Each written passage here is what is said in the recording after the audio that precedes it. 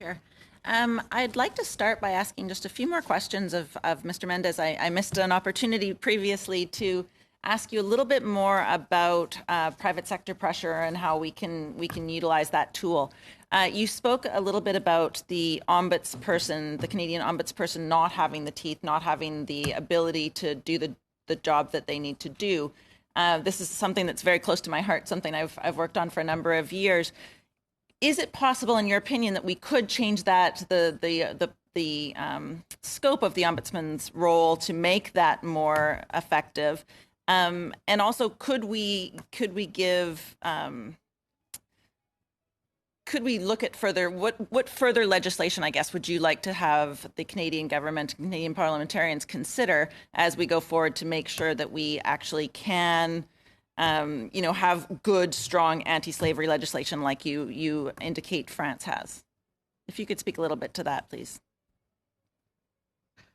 Just on the the criticisms that civil society has made, which you should think about, one is that it's primarily voluntarily, so it's not mandatory for the private sector to actually comply with what the ombudsman says. And secondly, it does not have the ability under the Inquiries Act to actually compel documentation, etc. So it lacks the sort of powers of investigation which could then allow the ombudsman to be seen as a powerful tool for companies to respect the rules on modern slavery, forced labor, child labor, etc.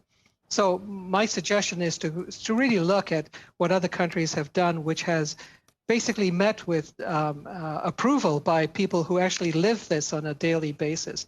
And so, for example, the French due diligence law, which requires companies in advance to make sure that its supply chains and produce document to show that its supply chains have looked into whether or not there are instances of child labor, forced labor, etc., and to sign off at the highest levels. And if they don't, they could be real consequences. In other words, it moves from just a voluntary position with the ability to investigate and potential consequences.